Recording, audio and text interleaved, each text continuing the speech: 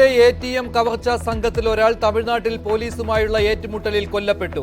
3 ATMകൾ കവർന്ന് 65 ലക്ഷം രൂപയുമായി സംഘം കടക്കാൻ ശ്രമിച്ചത് കണ്ടെയ്നറിൽ. നാമക്കലിൽ കണ്ടെയ്നർ വളഞ്ഞ് പോലീസ്. കവർച്ചാ സംഘത്തിലെ 6 പേർ പിടിയിൽ. സംഘം എത്തിയത് രാജസ്ഥാനിൽ നിന്ന്.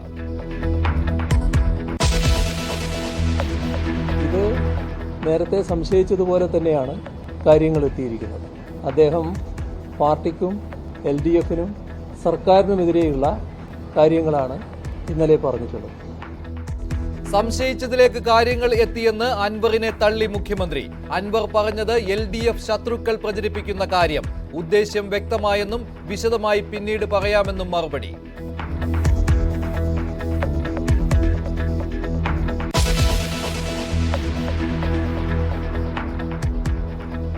മുഖ്യമന്ത്രിയെ പരിഹസിച്ച അൻവർ. മുഖ്യമന്ത്രിക്ക് ബോധ്യമായത് കേരളത്തിലെ ജനങ്ങൾക്ക് വ്യക്തമായിട്ടില്ലെന്ന് അൻവർ. അജിത് കുമാറിനെതിരെ കോടതിയിലേക്ക്.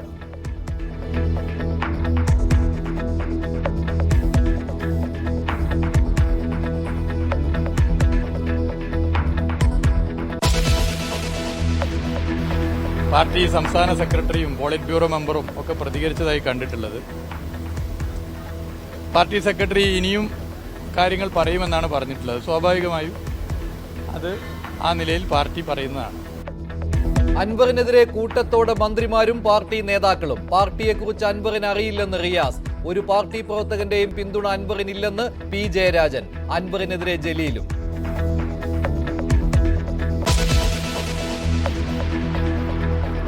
അൻവർ വിഷയത്തിൽ കരുതലോടെ UDF. അൻവറിന് പിന്തുണ നൽകുന്നത് പരിഗണനയിലില്ലെന്ന് VD സതീശൻ. സ്വാഗതം ചെയ്യേണ്ട സമയമല്ലെന്ന് ലീഗ്. മുഖ്യമന്ത്രിയുടെ രാജി ആവശ്യപ്പെട്ട് സമരം ശക്തമാക്കാൻ UDF.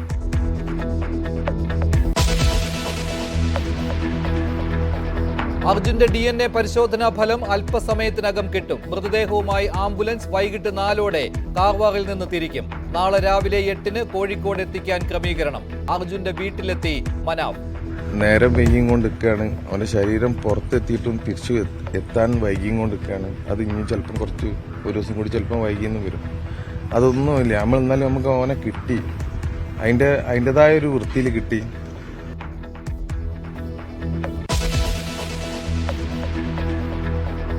സിദ്ദിഖിന് പിന്നാലെ പോകുന്നത് നിർത്തി പോലീസ്. കൊച്ചിയിൽ നിന്ന് തിരികെ പോരാൻ പോലീസ് സംഘത്തിന് നിർദ്ദേശം. മുൻകൂർ ജാമ്യാപേക്ഷയിൽ സുപ്രീം കോടതി വിധി വരും വരെ കാത്തിരിക്കും.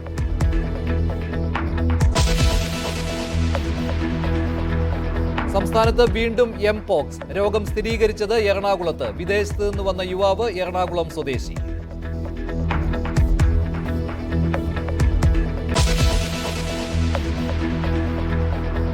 വെടിനിർത്തൽ ആഹ്വാനം തള്ളി ഇസ്രായേൽ. റോക്കറ്റ് ആക്രമണം നിർത്തുന്നതുവരെ ഹിസ്ബുള്ളയ്ക്കെതിരെ പോരാട്ടം തുടരുമെന്ന് നെതന്യാഹുവിന്റെ പ്രതിജ്ഞ.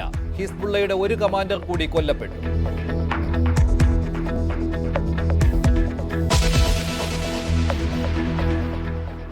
തൃശൂരിൽ ATM കവർച്ച നടത്തിയ സംഘം തമിഴ്നാട്ടിൽ വെച്ച് പിടിയിലായി. അതിർത്തി കടന്ന് രാജസ്ഥാനിലേക്ക് പോകുവാനുള്ള ശ്രമത്തിനിടയിലാണ് കുമാരപാളയത്ത് വെച്ച് സന്യാസപ്പെട്ടിക്ക് സമീപം വെച്ച് സംഘം പിടിയിലായത്. പോലീസിന്റെ കണ്ണു വെട്ടിച്ച് കടക്കുവാനായിരുന്നു ശ്രമം. തൃശൂരിൽ നിന്ന് കവർന്ന തുക ഏകദേശം 65 ലക്ഷത്തോളം രൂപയുണ്ട്. 3 ATMകളിൽ നിന്നാണ് കവർച്ച നടത്തിയത്. പുലർച്ചെ കവർച്ചാ പണവുമായി 7 അംഗ സംഘമാണ് കടന്നത്. കാറിലായിരുന്നു സംഘം പോയത്. അതിനിടെ അതിർത്തി കടന്നതോടെ കണ്ടെയ്നറിലേക്ക് മാറുകയായിരുന്നു. കാർ കണ്ടെയ്നറിനുള്ളിൽ കയറ്റിയായിരുന്നു ഇവരുടെ യാത്ര. പക്ഷേ കണ്ടെയ്നർ അതിവേഗം ഓടിച്ചു പോകുന്നതിനിടെ പല വാഹനങ്ങളിലും തട്ടിയിരുന്നു. ഇത് ശ്രദ്ധയിൽപ്പെട്ട നാട്ടുകാർ പോലീസിനെ അറിയിക്കുകയായിരുന്നു. തുടർന്ന് പോലീസ് പിന്തുടരവെയാണ് കണ്ടെയ്നറിൽ നിന്ന് തിരിച്ച് ആക്രമണം ഉണ്ടായത്. കമ്പിപ്പാരയുമായി കണ്ടെയ്നർ ഡ്രൈവർ പോലീസിനെ ആക്രമിക്കുകയായിരുന്നു. എന്നാൽ പോലീസിന്റെ തിരിച്ചുള്ള വെടിവെപ്പിൽ കൊല്ലപ്പെടുകയായിരുന്നു ഒരാൾ. ബാക്കിയുള്ള 6 പേരെയും പോലീസ് പിടികൂടിയിട്ടുണ്ട്. ഒരു പോലീസുകാരനും പരിക്കേറ്റിട്ടുണ്ട്. ഭാരതായുധങ്ങളുമായിട്ടായിരുന്നു ഈ സംഘം യാത്ര ചെയ്തിരുന്നത്. പോലീസിന്റെ കണ്ണു വെട്ടിക്കുന്നതിനു വേണ്ടിയും ശ്രദ്ധ തിരിക്കുന്നതിനു വേണ്ടിയും തൃശൂരിലെ ATMകളിൽ വ്യത്യസ്ത സമയങ്ങളിലും വ്യത്യസ്ത സ്ഥലങ്ങളിലുമായിരുന്നു ഇവർ കവർച്ച നടത്തിയത്. മാപ്രാണത്തും ഷൊർണൂർ റോഡിലും കോലാഴിയിലുമായി 3 ATMകളിൽ SBIയുടെ ATMകളിലാണ് ഇവർ കവർച്ച നടത്തിയതും. 65 ലക്ഷം രൂപയോളം ഇവർ കവർന്നു എന്നാണ് വിവരം. തുടർന്ന് വെള്ളക്കാർ ഓടിച്ചു പോവുകയായിരുന്നു. ഇത് പോലീസിന് വിവരം കിട്ടിയിരുന്നു. പക്ഷേ അതിർത്തി കടന്നു പോയതോടെ ഇവർ കണ്ടെയ്നറിലേക്ക് മാറുകയായിരുന്നു. തുടർന്നാണ് പോലീസുമായുള്ള ഏറ്റുമുട്ടൽ നടന്നതും ഇപ്പോൾ 6 പേരും കസ്റ്റഡിയിലായിട്ടുണ്ട് പോലീസിന്റെ. രാജസ്ഥാൻ രജിസ്ട്രേഷനുള്ള കാറിലാണ് ഇവർ തൃശൂരിൽ കവർച്ച നടത്തുവാനായിട്ട് എത്തിയത്. അങ്ങനെ തമിഴ്നാട്ടിൽ വെച്ചാണ് തമിഴ്നാട് പോലീസ് ഇവരെ പിടികൂടിയത്. ഐഷത്തുൽ ഷംന ചേരുകയാണ് കൂടുതൽ വിവരങ്ങളുമായി ഡെസ്കിൽ നിന്ന്. അതിനു മുൻപ് തമിഴ്നാട് പോലീസിന്റെ ഇക്കാര്യത്തിലുള്ള പ്രതികരണം കേൾക്കാം. 1 മണിക്കൂറോളം നീണ്ട ഏറ്റുമുട്ടലായിരുന്നു ഉണ്ടായത്. തമിഴ്നാട് പോലീസിന്റെ പ്രതികരണം.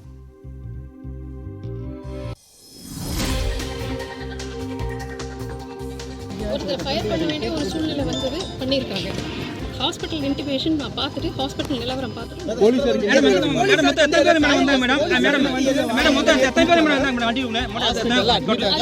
பார்த்துட்டு உங்க எல்லாருக்கும் நாங்க தகவல் சொல்றோம். கொஞ்சம் வெயிட் பண்ணுங்க, உங்களுக்கு முழு தகவலை சொல்றோம். ஹாஸ்பிட்டல் போய் பார்க்காம என்ன தகவல் சொல்ல முடியும்? 10 மினிட்ஸ்ல உங்களுக்கு வந்து தமிழ்நாடு ரொம்ப பரபரப்பா எதிர்பார்த்துட்டு இருக்கு. அதனாலதான் 6 பேர் அரெஸ்ட் அப்படிங்கிறாங்க, பகேரியா கொள்ளையர்கள் அப்படிங்கிறாங்க. உறவினர்களும் இங்க வந்து உங்களுக்கு முழு தகவலும் நாங்க வந்து சொல்லுவோம். எங்களோட போலீஸ் வந்து ஹாஸ்பிட்டல் அட்மிட் ஆயிருக்காங்க. போய் என்னாச்சுன்னு சொல்லி சார் மொத்தம் எத்தனை பேர் வந்தாங்க? கிட்ட விசாரிச்சாதான் முழு தகவலும். சார் எத்தனை பேர் வந்தாங்க சார்? இதெல்லாம் எவ்வளவு பேர்? ஒரு என்கவுண்டர் முழு தகவலையும் உங்களுக்கு ஹாஸ்பிட்டல்ல இருக்க போலீஸ் என்கொயரி பண்ணிட்டு அதுக்கப்புறம் எந்த ஹாஸ்பிட்டல் போயிருக்காங்க சார்? பள்ளிப்பாளையம் நாங்க போறோம். போலீஸ் வந்து 2 பேர் அங்க இன்ஜூரி ஆகி அட்மிட் ஆயிருக்காங்க. அவங்களுக்கு என்ன மாதிரி இது இருக்குன்னு சொல்லி பார்த்துட்டு அவங்களுக்கு விசாரிச்சுட்டு உங்களுக்கு முழு தகவல். மொத்தம் எவ்வளவு பேர் சார் பிடிச்சாங்க? പോലീസുകാർക്കും പരിക്കേറ്റിട്ടുണ്ട്. അതിസാഹസികമായ രീതിയിൽ തന്നെയാണ് പോലീസ് സംഘം ഇവരെ പിടികൂടിയത്. കേരള പോലീസിൽ നിന്ന് കിട്ടിയ വിവരമനുസരിച്ച് തമിഴ്നാട് പോലീസ് നിരീക്ഷണം ശക്തമാക്കിയിരുന്നു. തമിഴ്നാട്ടിലും ഇവർ നേരത്തെ കവർച്ച നടത്തിയിരുന്നു. ഇങ്ങനെ ATM കവർച്ചകൾ തൃശ്ശൂരിലേതിന് സമാനമായ രീതിയിൽ തമിഴ്നാട്ടിലും നടന്നിരുന്നു. അതിനാൽ തന്നെ പോലീസിന് സംശയമുണ്ടായിരുന്നു. അതിനിടെയാണ് കണ്ടെയ്നർ അതിവേഗത്തിൽ ഓടിച്ചു പോകുവാനുള്ള ശ്രമം നടന്നതും പോലീസിന് സംശയമുണ്ടായതും ചേസ് ചെയ്തതും ഇവർ ആക്രമിച്ചതും പോലീസ് തിരികെ വെടിവെച്ചതും കവർച്ചാ സംഘത്തിൽപ്പെട്ട ഒരാൾ കൊല്ലപ്പെട്ടതും. കണ്ടെയ്നറിന്റെ ഡ്രൈവറാണ് കൊല്ലപ്പെട്ടത്. ഇയാൾ തൃശ്ശൂരിൽ വന്നിരുന്നു എന്ന കാര്യത്തിൽ വ്യക്തതയില്ല. ബാക്കി 6 പേരും കാറിൽ തൃശ്ശൂരിൽ എത്തിയവരാണ്. ഇവരെ പോലീസ് അറസ്റ്റ് ചെയ്തിട്ടുണ്ട് തമിഴ്നാട്ടിൽ. കൂടുതൽ വിവരങ്ങളുമായി ഷംന ചേരുന്നുണ്ട് ന്യൂസ് ഡെസ്കിൽ നിന്നും. ഒപ്പം നവമി ദിനേശ് ചേരുന്നുണ്ട് കൊച്ചിയിൽ നിന്ന്. ഷംന, എന്താണ് ഇപ്പോൾ ഏറ്റവും ഒടുവിൽ പോലീസ് പറയുന്നത്? ഇപ്പോൾ പോലീസുകാരെ ആശുപത്രിയിൽ എത്തിക്കുവാനുള്ള തിരക്കിലായിരുന്നു. അതുകൊണ്ട് കൂടുതൽ കാര്യങ്ങൾ പിന്നീട് പറയാമെന്ന് വ്യക്തമാക്കിയിട്ടുണ്ട്. എന്തെങ്കിലും കൂടുതൽ വിവരങ്ങൾ തമിഴ്നാട് പോലീസ് നൽകുന്നുണ്ടോ? മഞ്ജുഷി, തീർച്ചയായും 2 പോലീസുകാർക്കാണ് ഇപ്പോൾ പരിക്കേറ്റത്. കുത്തേറ്റു എന്നാണ് മനസ്സിലാക്കാൻ സാധിക്കുന്നത്. ഈ പോലീസുകാരെ ആശുപത്രിയിൽ കണ്ടതിന് ശേഷം ബാക്കി വിവരങ്ങൾ ഔദ്യോഗികമായി തന്നെ അറിയിക്കുമെന്നാണ് ഇപ്പോൾ തമിഴ്നാട് പോലീസ് വ്യക്തമാക്കിയിട്ടുള്ളത്. ഒപ്പം തന്നെ തൃശൂർ SP അടക്കമുള്ള കേരള പോലീസ് ടീം ഉടൻ തന്നെ തമിഴ്നാട്ടിലേക്ക് തിരിച്ചിട്ടുണ്ട്. അവിടെ ചെന്നതിന് ശേഷം ബാക്കിയുള്ള കാര്യങ്ങൾ കേരള പോലീസ് കൂടി ഔദ്യോഗികമായി വ്യക്തമാക്കുമെന്നാണ് മനസ്സിലാക്കാൻ സാധിക്കുന്നത്. ഇന്ന് പുലർച്ചെ 2:10 മാപ്രാണത്ത് ആദ്യ ATM കവർച്ച നടക്കുന്നത്. വളരെയധികം ആസൂത്രിതമായി വളരെ പ്ലാൻഡായി നടന്ന ഒരു കവർച്ചയാണ് എന്ന് വേണം മനസ്സിലാക്കാൻ. കാരണം തൃശ്ശൂരിനെ വ്യക്തമായി മനസ്സിലാക്കിയ ആ ഒരു പ്ലാൻ കൃത്യമായി മനസ്സിലാക്കിയ കവർച്ച സംഘമാണ്. 6 അംഗ ടീമാണ് തൃശ്ശൂരിൽ എത്തിയതെന്നാണ് മനസ്സിലാക്കാൻ സാധിക്കുന്നത്. ഇവർ ഈ CCTV ATMനുള്ളിലെ CCTV ദൃശ്യങ്ങൾ മറക്കാൻ വേണ്ടി CCTVയിൽ കറുത്ത പെയിന്റ് അടിക്കുന്നു. പക്ഷേ സമീപത്തെ CCTV ദൃശ്യങ്ങൾ കേന്ദ്രീകരിച്ചാണ് പിന്നീട് അന്വേഷണം മുന്നോട്ട് പോയത്. മുഖംമൂടി ധരിച്ചെത്തിയ ഈ സംഘം 2:10 മാപ്രാണത്ത് ആദ്യ കവർച്ച നടത്തി. അപ്പോൾ തന്നെ പോലീസിന് അലേർട്ട് ലഭിക്കുന്നു. ഉടൻ തന്നെ പോലീസ് സംഘം അവിടെ എത്തുന്നതിന് മുൻപ് തന്നെ ഇവർ അടുത്ത മേഖലയിൽ കോലൈ മേഖലയിൽ അടുത്ത കവർച്ച നടത്തുന്നു. അതിനുശേഷം ഷൊർണൂർ റോഡിലുള്ള ATMൽ വീണ്ടും കവർച്ച നടത്തുന്നു. മണിക്കൂറുകൾക്കുള്ളിൽ തന്നെ 3 ATMകളിൽ നിന്നായി 66 ലക്ഷം രൂപയാണ് ഈ സംഘം കവർന്നത്.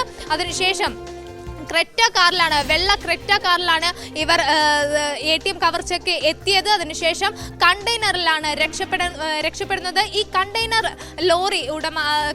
ലോറി ഓടിച്ചിരുന്ന ഈ ഡ്രൈവർ ഇവരുടെ ഒപ്പം തൃശ്ശൂരിൽ എത്തിയോ എന്ന് സംബന്ധിച്ച് കൃത്യമായ വിവരം ലഭിച്ചിട്ടില്ല.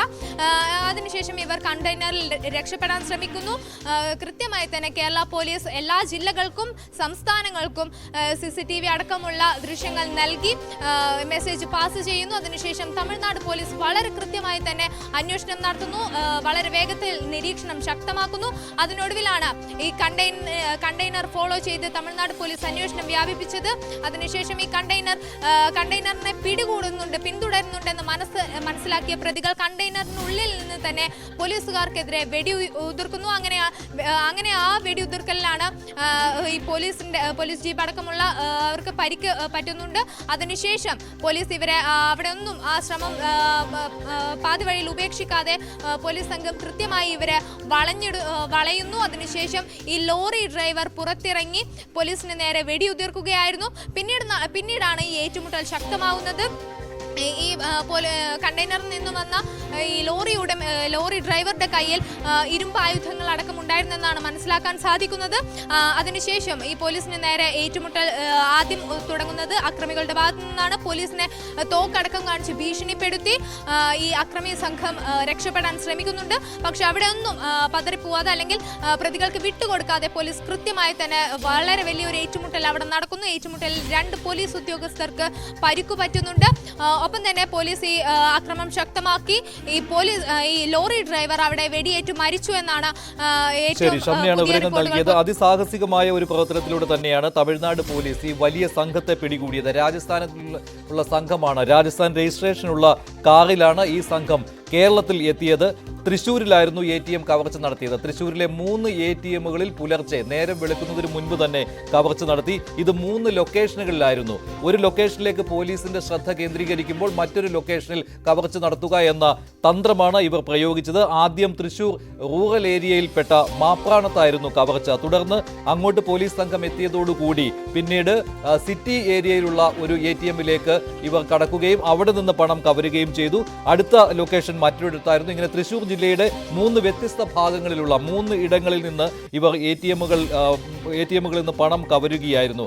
CCTVകൾ മറച്ചു, ഇവർ കറുത്ത പെയിന്റ് അടിച്ചു. ഇങ്ങനെയുള്ള പതിവ് തന്ത്രമാണ്. പല സ്ഥലങ്ങളിലും ഇതേ തന്ത്രം ATM കവർച്ചക്കാർ ഉപയോഗിക്കാറുണ്ട്. അത് തന്നെയാണ് തൃശ്ശൂരിലും കണ്ടത്. അതുമാത്രമല്ല, തമിഴ്നാട്ടിലെ ചിലയിടങ്ങളിൽ അടുത്തിടെയായി ഇത്തരത്തിലുള്ള ATM കവർച്ചകൾ നടന്നിരുന്നു. അതിനാൽ തന്നെ തമിഴ്നാട് പോലീസിനും ഇതേക്കുറിച്ച് വിവരം ഉണ്ടായിരുന്നു. അവരും അന്വേഷിച്ചു വരികയായിരുന്നു. കേരള പോലീസിൽ നിന്നുള്ള വിവരം തമിഴ്നാട് പോലീസിന് കൈമാറുകയുണ്ടായി. അതിർത്തി കടന്ന് ഇവർ പോകാതിരിക്കുവാനുള്ള ശ്രമങ്ങൾ നടത്തിയിരുന്നുവെങ്കിലും ഇവർ അതിർത്തി കടന്ന് പോവുകയായിരുന്നു. തമിഴ്നാട്ടിൽ പ്രവേശിച്ചതോടുകൂടി ഒരു കണ്ടെയ്നർ ലോറിയിലായിരുന്നു ഇവരുടെ യാത്ര. അതിനിടെയാണ് ഈ നാട്ടുകാരുടെ ശ്രദ്ധയിൽപ്പെട്ടത് കണ്ടെയ്നർ അലക്ഷ്യമായി ഓടിച്ചു പോകുന്നതും വേഗത്തിൽ പോകുന്നതും പല വാഹനങ്ങളിലും ഇടിക്കുകയുണ്ടായി. പലയിടങ്ങളിലും നാട്ടുകാർ ഈ കണ്ടെയ്നർ തടയുവാനുള്ള ശ്രമം നടത്തി. ഒരിടത്ത് വെച്ച് ഇവർ നാട്ടുകാർക്ക് നേരെ ആയുധങ്ങളുമായി എത്തിയിരുന്നു. നാട്ടുകാർ കല്ലും വടിയുമായി നേരിടുകയും ചെയ്തു. അവർ പോലീസിനെ അറിയിച്ചു. അങ്ങനെ പോലീസ് എത്തിയതോടുകൂടി ഇവർ കുതിച്ചു പായുകയായിരുന്നു. അതിനിടെയാണ് ഈ കമ്പിപ്പാരയുമായിട്ട് കണ്ടെയ്നറിന്റെ ഡ്രൈവർ പോലീസിനെ നേരിട്ടത്. അതിനിടെയാണ് ഇയാൾ കൊല്ലപ്പെടുന്നത്. ഒരു കവർച്ചാ സംഘത്തിൽപ്പെട്ട ഒരാൾക്ക് കാലിന് വെടിയേറ്റിട്ടുണ്ട്. 2 പോലീസുകാർക്ക് പരിക്കേറ്റിട്ടുണ്ട്. ഇവരെ ആശുപത്രിയിൽ പ്രവേശിപ്പിച്ചിരിക്കുകയാണ്. ഇപ്പോൾ നവമി ദിനേശ് ചേരുന്നുണ്ട് കൊച്ചിയിൽ നിന്ന്. നവമി, ഈ തൃശ്ശൂരിലെ കവർച്ച വളരെയധികം ആസൂത്രണത്തോടെയും നിരീക്ഷണത്തിനും ശേഷമായിരുന്നു എന്ന കാര്യം വ്യക്തമാണല്ലോ. ഈ ആദ്യം ATM കവർച്ച നടന്ന സ്ഥലത്ത് അവിടെ ഈ ഇന്നലെ തന്നെ അവിടെ പണം നിക്ഷേപിച്ചിരുന്നു എന്നുള്ളതാണ് വിവരം. അപ്പോൾ ഇതുപോലും നിരീക്ഷിച്ചുള്ള ഒരു മോഷണമാണല്ലോ തൃശ്ശൂരിൽ നടന്നത്. കേരള പോലീസ് എന്തായിരുന്നു ആദ്യം നൽകിയിരുന്ന വിവരങ്ങൾ? മഞ്ജുഷ്, അതിസാഹസികമായ, ശരിക്കും പറഞ്ഞാൽ ഒരു സിനിമാ കഥയെ പോലും വെല്ലുന്ന തരത്തിലുള്ള അതിസാഹസികമായിട്ടുള്ള നീക്കങ്ങളാണ് തമിഴ്നാട്ടിലും കേരളത്തിലുമായി നടന്നത്. പുലർച്ചെ 2 മണിയോടുകൂടി ആദ്യം ATMിൽ കവർച്ച നടക്കുന്നു. അത് ആദ്യം നടക്കുന്നത് തൃശ്ശൂർ മാപ്രാണത്തെ ATMിലാണ്. അതായത് ഏകദേശം 2:30 ആദ്യത്തെ മോഷണം നടക്കുന്നു. ആ സമയത്ത് തന്നെ ATMിൽ നിന്നും ഒരു അലേർട്ട് ഹെഡ്ക്വാർട്ടേഴ്സിലേക്ക് പോകുന്നു. ആ ഹെഡ്ക്വാർട്ടേഴ്സിൽ നിന്നുള്ളൊരു നിർദ്ദേശം പോലീസിന് പോകുന്നു. പട്രോളിങ്ങിലുള്ള പോലീസ് ഉടൻ തന്നെ മാപ്രാണത്തെത്തുന്നു. പക്ഷേ അവർ സ്ഥിരീകരിക്കുന്നുണ്ട് അവിടെ ഒരു മോഷണം നടന്നിരിക്കുന്നതായി. കാരണം ATM പൊളിച്ചിട്ട നിലയിലാണ് കാണപ്പെട്ടിരുന്നത്. പക്ഷേ ആ സമയത്ത് തന്നെ ഈ സംഘം, ഈ 4 അംഗ സംഘം അവിടെ നിന്ന് കടന്നിരുന്നു. അവരുടെ അടുത്ത ഉദ്ദേശം അടുത്ത ATM ആയിരുന്നു. അതായത് ഷൊർണൂർ റോഡിലുള്ള SBIയുടെ ATM. അവിടേക്ക് ഏകദേശം 3 മണിയാകുമ്പോൾ അവർ എത്തുന്ന സാഹചര്യം. അവിടെയും സമാനമായ രീതിയിൽ CCTVകൾ കറുത്ത സ്പ്രേ ഉപയോഗിച്ച് മറച്ചതിന് ശേഷം വലിയൊരു കവർച്ച നടത്തുന്നു.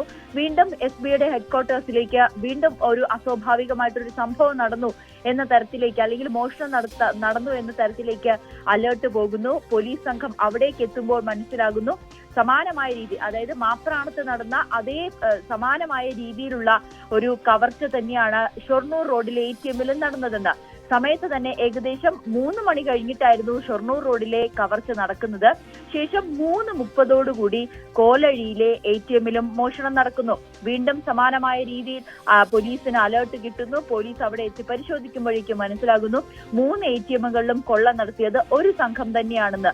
ഒപ്പം അവരുടെ ഒരു മോഡ് ഓഫ് ഓപ്പറേഷൻ വെച്ച് പോലീസിന് മനസ്സിലാകുന്നു ഇത് കേരളത്തിലുള്ളതല്ല, അന്യ സംസ്ഥാനങ്ങളിൽ നിന്നുള്ള കൊള്ള സംഘമാണെന്ന് മനസ്സിലാകുന്നു.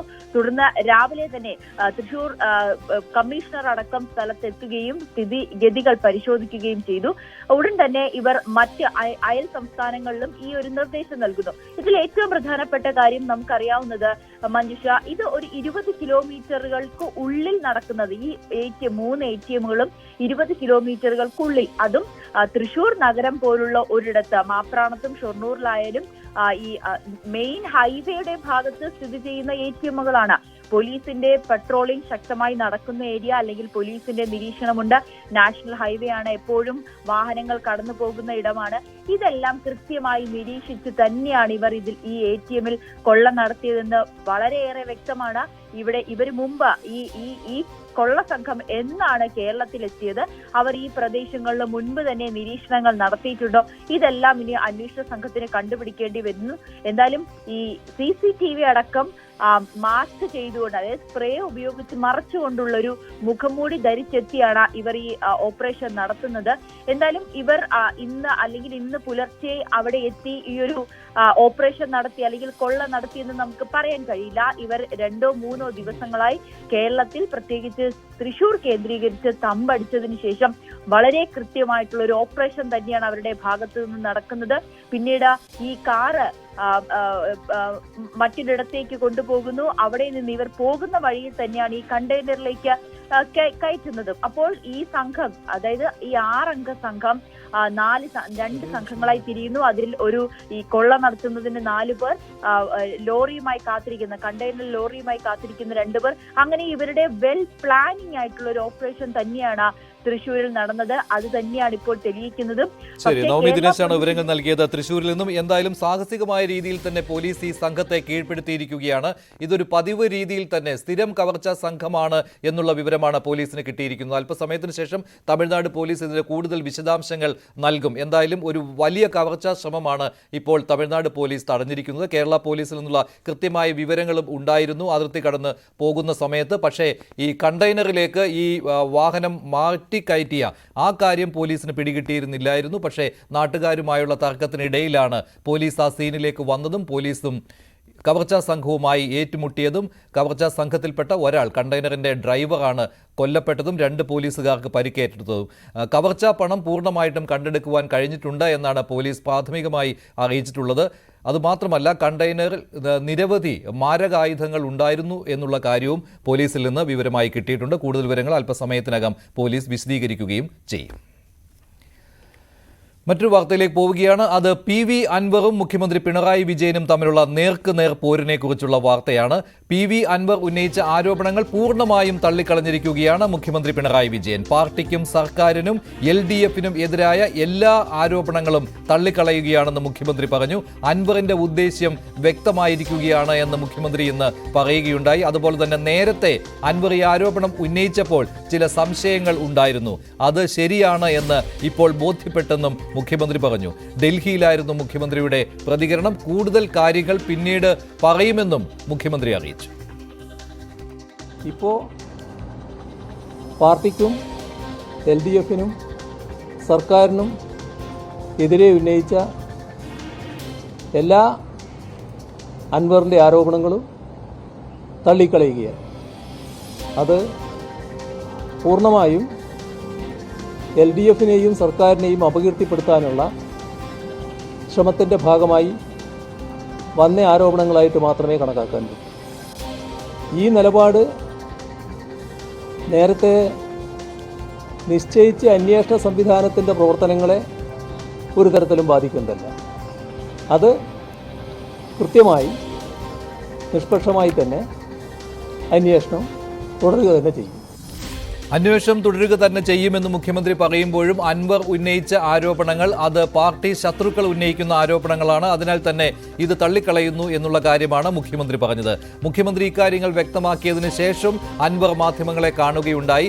മുഖ്യമന്ത്രിക്ക് കാര്യങ്ങൾ ബോധ്യപ്പെട്ടു, അത് നല്ലത് തന്നെ. പക്ഷേ കേരളത്തിലെ ജനങ്ങൾക്ക് കാര്യങ്ങൾ ബോധ്യപ്പെട്ടിട്ടില്ല. മുഖ്യമന്ത്രിക്ക് ബോധ്യപ്പെട്ട പോലെയല്ല ജനങ്ങൾക്ക് ബോധ്യപ്പെട്ടിരിക്കുന്നത് എന്ന് പി വി അൻവർ പരിഹാസ രൂപേണ പറയുകയുണ്ടായി. തന്റെ പോരാട്ടം തുടരുമെന്നാണ് പി വി അൻവർ പറയുന്നത്. അതുപോലെ തന്നെ MR അജിത് കുമാറിനെതിരെ ഹൈക്കോടതിയെ അദ്ദേഹം സമീപിക്കും. അതുമാത്രമല്ല, താൻ ഉന്നയിച്ച എല്ലാ ആരോപണങ്ങളും തെളിയിക്കുന്നതിന് വേണ്ടി കോടതിയെ സമീപിക്കുമെന്നാണ് പി വി അൻവർ പറഞ്ഞത്. അദ്ദേഹത്തിന്റെ വാക്കുകളിലേക്ക്. അല്ല, ഞാനിപ്പോൾ എനിക്ക് ഒരു പ്രമാദകരമായ വിഷയം ഈ പറയുന്ന ഡാൻസ് ഓഫ് സംഘത്തിന്റെ ഈ വിഷയം ഈ 3 കൊല്ലം അമ്പകുരം തുടർന്ന മുഖ്യമന്ത്രി പറഞ്ഞ ഈ 188 കേസുകൾ, ഇതിൽ പോലീസ് നടത്തിയ വെട്ടിപ്പ്, ഇതിൽ നടന്നിട്ടുള്ള മറ്റു സംഗതികൾ, അത് ബഹുമാനപ്പെട്ട ഹൈക്കോടതിയുടെ സിറ്റിംഗ് ജഡ്ജിയുടെ നേതൃത്വത്തിൽ ആ അന്വേഷണ സംഘത്തെ ഹൈക്കോടതി തീരുമാനിക്കണം. അത് സർക്കാരിനോട് തീരുമാനിക്കാൻ ബഹുമാനപ്പെട്ട ഹൈക്കോടതി പറയുന്നത്. ഹൈക്കോടതി വിലയിരുത്തണം കേരളത്തിലെ എന്താ പറയുക സത്യസന്ധരമായ ഓഫീസേഴ്സിനെ. അവരുടെ എന്താ പറയുക സർവീസ് ഹിസ്റ്ററി പരിശോധിക്കണം.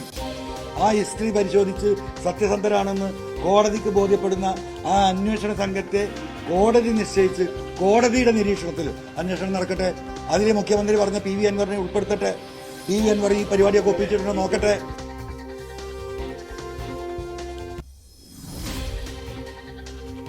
ഹൈക്കോടതി സമീപിക്കുമെന്നുള്ള കാര്യമാണ് പി വി അൻവർ പറയുന്നത്. അതേസമയം പി വി അൻവറിനെതിരെ ഇന്ന് മന്ത്രിമാരും അതുപോലെ തന്നെ പാർട്ടി നേതാക്കളും രംഗത്തെത്തുന്ന കാഴ്ചയാണ് കാണുന്നത്. പ്രതികരണം നടത്തിയ എല്ലാവരും പി വി അൻവറിനെ തള്ളിപ്പറയുകയായിരുന്നു. മുഹമ്മദ് റിയാസിനെതിരെ വ്യക്തിപരമായ ആരോപണം പി വി അൻവർ ഉന്നയിച്ചതാണ്. ഇതിന് വ്യക്തമായ മറുപടി ഇന്ന് നൽകിയിട്ടില്ല മന്ത്രി മുഹമ്മദ് റിയാസ്. അതേസമയം ആരോപണങ്ങളിൽ പാർട്ടി സെക്രട്ടറി കൂടുതൽ കാര്യങ്ങൾ പറയുമെന്നാണ് മന്ത്രി റിയാസ് പറയുന്നത്. പാർട്ടി സംസ്ഥാന സെക്രട്ടറിയും പോളിറ്റ് ബ്യൂറോ മെമ്പറും ഒക്കെ പ്രതികരിച്ചതായി കണ്ടിട്ടുള്ളത്. പാർട്ടി സെക്രട്ടറി ഇനിയും കാര്യങ്ങൾ പറയുമെന്നാണ് പറഞ്ഞിട്ടുള്ളത്. സ്വാഭാവികമായും അത് ആ നിലയിൽ പാർട്ടി പറയുന്നതാണ്. അതൊക്കെ പാർട്ടി ഇന്നലെ പറഞ്ഞ് ബാക്കി പിന്നെ അതൊക്കെ പാർട്ടി പാർലമെന്ററി പാർട്ടിയിൽ നിന്ന് പി വി അൻവറെ പുറത്താക്കുന്ന കാര്യത്തിലും അവ്യക്തതയുണ്ട്. അങ്ങനെ ഒരു കാര്യം തീരുമാനിച്ചിട്ടില്ല എന്നാണ് LDF കൺവീനർ TP രാമകൃഷ്ണൻ പറഞ്ഞത്. അതേസമയം അൻവറും ഇന്ന് പറയുന്നത് പാർലമെന്ററി പാർട്ടിയിൽ നിന്ന് പുറത്തു പോകുന്നു എന്നുള്ള കാര്യം താൻ പറഞ്ഞിട്ടില്ല എന്നാണ്. അപ്പോഴത്തെ ഒരു ആവേശത്തിൽ അങ്ങനെ പറഞ്ഞു എന്നാണ് ഇന്ന് പി വി അൻവർ വ്യക്തമാക്കുന്നത്. അതിനാൽ തന്നെ ഇക്കാര്യത്തിൽ അവ്യക്തത നിലനിൽക്കുകയാണ്. പക്ഷേ LDFനും മുഖ്യമന്ത്രിക്കും CPMനുമെതിരെ ഇത്ര കടുത്ത ഭാഷയിൽ പ്രതികരിച്ച പി വി അൻവറിനെ ഇനി ഒപ്പം കൂട്ടി മുന്നോട്ട് പോകാൻ കഴിയില്ല പാർട്ടിക്കും മുന്നണിക്കും എന്ന കാര്യത്തിൽ യാതൊരു സംശയവുമില്ല. അൻവറിന്റെ ആരോപണങ്ങളെക്കുറിച്ച് ജനങ്ങളോട് പാർട്ടി വിശദീകരിക്കുമെന്ന് LDF കൺവീനർ പറഞ്ഞു. അദ്ദേഹത്തിന്റെ വാക്കുകളിൽ അൻവറിനെ പാർലമെന്ററി പാർട്ടി അംഗത്തിന് ഞങ്ങൾ ഒഴിവാക്കിയിട്ടില്ല. ഒഴിവാക്കുന്നതിന് മുമ്പ് തന്നെ പാർലമെന്ററി പാർട്ടിക്ക് പുറത്തു പോകുന്ന അദ്ദേഹം സംസാരിച്ചു കഴിഞ്ഞിട്ട് പ്രഖ്യാപിച്ചു കഴിഞ്ഞിട്ടുണ്ട്. അദ്ദേഹം ഇടതുപക്ഷ ജനാധിപത്യ മുന്നണിക്കും CPMനും എതിരായി സ്വീകരിച്ച നിലപാട്, അത് സംബന്ധിച്ച് ഞങ്ങളുടെ പാർട്ടി ഇത് കാര്യങ്ങൾ ആലോചിക്കാൻ പോകുന്നേ ഉള്ളൂ. എന്ത് നിലപാട് ഈ കാര്യത്തിൽ സ്വീകരിക്കണം എന്നുള്ളത് ഞങ്ങളുടെ പാർട്ടി എന്ന് പറഞ്ഞാൽ CPM ഈ കാര്യത്തിൽ നിലപാടുകൾ ആലോചിക്കുന്നുണ്ട്. ഇപ്പം ഇന്നും നാളെയുമായി പാർട്ടിയുടെ PB യോഗം ചേരും, കേന്ദ്ര കമ്മിറ്റി യോഗം. അപ്പോൾ പാർട്ടി നേതാക്കന്മാരെല്ലാം ഈ യോഗത്തിന് വേണ്ടി ഡൽഹിക്ക് പോയി, മുഖ്യമന്ത്രി ഉൾപ്പെടെ ഡൽഹിക്ക് പോയി കഴിഞ്ഞിട്ടുണ്ട്. ഞങ്ങൾ CPIMന്റെ സംഘടനാപരമായ ചില നടപടിക്രമങ്ങളുണ്ട് ഇതിൽ. അതിനുശേഷം ഞങ്ങൾ എന്തെങ്കിലും തീരുമാനം, എന്താണ് തീരുമാനമെടുക്കുന്നുള്ളത് പരസ്യപ്പെടുത്താനുള്ള തീരുമാനമാണെങ്കിൽ തീർച്ചയായിട്ടും നിങ്ങൾ വിളിച്ചിട്ട് സംസാരിക്കും. LDF കൺവീനർ TP രാമകൃഷ്ണന്റെ പ്രതികരണമാണ് കേട്ടത്. പാർലമെന്ററി പാർട്ടിയിൽ നിന്ന് അൻവറെ പുറത്താക്കുവാൻ തീരുമാനിച്ചിട്ടില്ല എന്നാണ് TP രാമകൃഷ്ണൻ പറയുന്നത്. ആരോപണങ്ങൾ ഗൂഢാലോചനയുടെ ഭാഗം എന്നുള്ള പൊതു നിലപാടിലേക്കാണ് ഇപ്പോൾ CPM നേതാക്കൾ എത്തിക്കൊണ്ടിരിക്കുന്നത്. കൂടുതൽ വിവരങ്ങൾ നൽകാൻ VV അരുണുണ്ട് തിരുവനന്തപുരത്ത് നിന്ന്. ഒപ്പം CV അനുമോദ് അൻവറിന്റെ നീക്കങ്ങളെക്കുറിച്ച് പറയുന്നതിന് മലപ്പുറത്ത് നിന്ന്. അരുൺ, ഇപ്പോൾ എല്ലാ നേതാക്കളുടെയും പ്രതികരണങ്ങൾ എടുത്തു നോക്കിയാൽ സമാന സ്വഭാവത്തിൽ ഉള്ളവ തന്നെയാണ്. അൻവർ ഉന്നയിച്ച ആരോപണങ്ങളെക്കുറിച്ച് ഒരന്വേഷണം നടക്കുന്നുണ്ട്. ആ സമയത്ത് ഇത്തരത്തിലുള്ള ആരോപണങ്ങളുമായി അൻവർ പരസ്യമായി രംഗത്ത് വന്നത് ശരിയായില്ല. ഇതാണ് അൻവറിന്റെ ആരോപണങ്ങൾ തള്ളുന്നതും അൻവറിന്റെ നീക്കം സതുദ്ദേശത്തോടു കൂടിയല്ല എന്ന് വ്യക്തമാക്കുന്നതിന് വേണ്ടി പാർട്ടി നേതാക്കൾ ഉപയോഗിക്കുന്ന പ്രയോഗങ്ങൾ അല്ലേ? അതിൽ സംശയമില്ലല്ലോ. അതിൽ വ്യത്യസ്തമായ ഒരു സമീപനം ഒരു നേതാവിൽ നിന്നും ഉണ്ടായിട്ടില്ലല്ലോ ഇതുവരെ. തീർച്ചയായിട്ടും നേരത്തെ ആദ്യഘട്ടത്തിൽ അൻവർ ADGP അജിത്കുമാറിനും P ശശിക്കുമൊക്കെ എതിരെ ആരോപണം ഉന്നയിക്കുമ്പോൾ CPM നേതൃത്വം അതിന് നേരിട്ട രീതിയിലല്ല ഇപ്പോൾ അൻവറിനെ CPM നേതൃത്വം നേരിടുന്നത്. ഇന്നലെ അൻവറിന്റെ വാർത്താസമ്മേളനത്തോടുകൂടി പൂർണ്ണമായും മുഖ്യമന്ത്രിക്ക് പിന്നിൽ അണിനിരക്കുന്നു CPMന്റെ നേതൃത്വം. അത് പരസ്യമായെങ്കിലും അല്ലെങ്കിൽ പുറത്ത് അങ്ങനെ പൂർണ്ണമായും പിണറായി വിജയനെ പ്രതിരോധിക്കാൻ വേണ്ടി CPM ഒറ്റക്കെട്ടായി രംഗത്തിറങ്ങുകയാണ്. അത് സാമൂഹ്യ മാധ്യമങ്ങളുടെയും ഒക്കെ നേതൃത്വം അതുതന്നെ ചെയ്യുന്നു. കാരണം അൻവറിനെ ഇനി ആ രീതിയിൽ സഹിക്കാൻ അല്ലെങ്കിൽ അൻവർ സഹകരിക്കാൻ കഴിയുന്ന നിലപാടിലേക്ക് കാര്യങ്ങൾ എത്തുന്നു. അൻവർ നേരത്തെ പാർട്ടി പിന്തുണയോടുകൂടി ജയിച്ച ഒരു സ്വതന്ത്ര MLA ആണ്. CPMന്റെ നിയമസഭാ കക്ഷി അംഗമായ MLA ആണ്. ആ MLAയോട് വിമർശനം സ്വാഭാവികമായും ആ രീതിയിൽ മാത്രമേ പ്രതികരിക്കാൻ കഴിയുമായിരുന്നു. പക്ഷേ അൻവർ ഇന്നലെ നിലപാട് വ്യക്തമായി കഴിഞ്ഞു. CPMമായി സഹകരിക്കാൻ കഴിയില്ലെന്ന് അൻവർ പറയുന്നു. അതുകൊണ്ട് തന്നെ ഇനി അൻവറിനെ ഒരു പാർട്ടി ശത്രുവിനോട് എന്ന പോൽ ഇടപെട്ടാൽ മതി എന്നാണ് CPM തീരുമാനം. എല്ലാ ശക്തി ഉപയോഗിച്ച് CPM നേതൃത്വം അൻവറിനെ പ്രതിരോധിക്കും, അൻവറിനെ വിമർശിക്കും, മുഖ്യമന്ത്രിയെ പ്രതിരോധിക്കും, മുഖ്യമന്ത്രി പിണറായി വിജയന് വേണ്ടി രംഗത്ത് വരികയും ചെയ്യും. അൻവർ ഇപ്പോഴും CPMന്റെ കേരള നിയമസഭാ കക്ഷി അംഗമാണ്. അത് അൻവറിനെ ആ രീതിയിലും സഹകരിപ്പിക്കാൻ കഴിയില്ലെന്ന നിലപാടാണ് ഒരു തത്വത്തിൽ CPM എടുത്തിട്ടുള്ളത്. 3-ാം തീയതി CPM സംസ്ഥാന സെക്രട്ടറി യോഗം തിരുവനന്തപുരത്ത് ചേരുന്നുണ്ട്. ആ യോഗത്തിൽ അൻവറിനെ പാർലമെന്ററി പാർട്ടി നിയമസഭാ കക്ഷിയിൽ നിന്ന് കൂടി ഒഴിവാക്കണമെന്ന ആവശ്യത്തിൽ തീരുമാനമുണ്ടാകും. നമുക്ക് ലഭിക്കുന്ന സൂചന അനുസരിച്ച് അൻവറിനെ CPMന്റെ കക്ഷിയിൽ നിയമസഭാ കക്ഷിയെ ഉൾപ്പെടുത്തിക്കൊണ്ടു പോകില്ല. പാർലമെന്ററി പാർട്ടി സെക്രട്ടറി ഇടതുമുന്നണിയുടെ കൺവീനർ കൂടിയായ TP രാമകൃഷ്ണനാണ്. അദ്ദേഹം സ്പീക്കർക്ക് കത്ത് നൽകും. അങ്ങനെ അൻവറിനെ CPM നിയമസഭാ കക്ഷിയിൽ ഒഴിവാക്കാൻ തന്നെയാകും തീരുമാനം വരിക. 3-ാം തീയതി സെക്രട്ടേറിയറ്റ് ചേരുന്നു. 4-ാം തീയതി സഭാ സമ്മേളനം ആരംഭിക്കുകയാണ്. അതിനു മുമ്പ് തന്നെ ആ തീരുമാനമുണ്ടാകും. ആ രീതിയിലാണ് കാര്യങ്ങൾ പോകുന്നത്. ഇപ്പോൾ പൂർണ്ണമായും പുകഞ്ഞ കൊള്ളി പുറത്ത് എന്ന ഒരു തലത്തിലേക്ക് അൻവറിനെ CPM കാണുകയാണ്. വിഷപ്പാമ്പിന് പാല് കൊടുത്ത് വളർത്തി ആ പാമ്പ് തിരിഞ്ഞുകൊത്തി എന്ന് തന്നെയാണ് CPMന്റെ വിലയിരുത്തൽ. ഇന്ന് CPMന്റെ കേന്ദ്ര കമ്മിറ്റി അംഗം AK ബാലൻ അക്കാര്യം ഇതേ വാചകം ഉപയോഗിച്ച് പറയുകയും ചെയ്തു. അൻവറിനോട് ഇനി ഒരു സന്ധി ചെയ്യാൻ CPM നേതൃത്വം തയ്യാറാകില്ല. പക്ഷേ അതുകൊണ്ട് അൻവർ ഉന്നയിച്ച വിഷയങ്ങൾ CPMൽ ഇല്ലാതാകുമെന്നും കരുതാനാകില്ല. കൃത്യമായി തന്നെ CPMന്റെ സമ്മേളനങ്ങളിൽ ഒരുപക്ഷേ സംഘടനാ തലത്തിലൊക്കെ അത് പ്രതിഫലിക്കും. പിണറായി വിജയനെതിരെ അൻവർ ഉന്നയിച്ച ആരോപണങ്ങളുടെ ഗൗരവം പാർട്ടി നേതൃത്വം ഉൾക്കൊള്ളുന്നുണ്ട്. പക്ഷേ ഈ അൻവർ ഇങ്ങനെ തുറന്നടിച്ചു വന്ന രീതി ഉള്ളതുകൊണ്ട് തന്നെയാണ് പിണറായിക്ക് പിന്നിൽ ഇപ്പോൾ CPM അണിനിരക്കുന്നത്. പക്ഷേ അതുകൊണ്ട് തന്നെ പൂർണ്ണമായും അൻവറിന്റെ ആരോപണങ്ങളെ തള്ളിക്കളയുകയോ പാർട്ടിയിൽ പിണറായി വിജയൻ ആ രീതിയിൽ വരും ദിവസങ്ങളിൽ സംരക്ഷണം ഉണ്ടാകുമെന്നോ പറയാൻ കഴിയില്ല. CPMന്റെ പാർട്ടി ആഭ്യന്തര കാര്യങ്ങളിൽ ഈ ആരോപണങ്ങൾ ചലനം ഉണ്ടാക്കുമെന്ന് തന്നെയാണ് നമുക്ക് വിലയിരുത്താൻ. ശരി അരുൺ. CV അനുമോദ് ചേരുന്നുണ്ട് മലപ്പുറത്ത് നിന്ന്. അനുമോദ്, ഒറ്റ ദിവസം കൊണ്ട് ഇപ്പോൾ ഈ പിന്തുണ നൽകിയ പാർട്ടിക്കാർ പോലും അൻവറിനെതിരെ തിരിഞ്ഞിരിക്കുകയാണല്ലോ.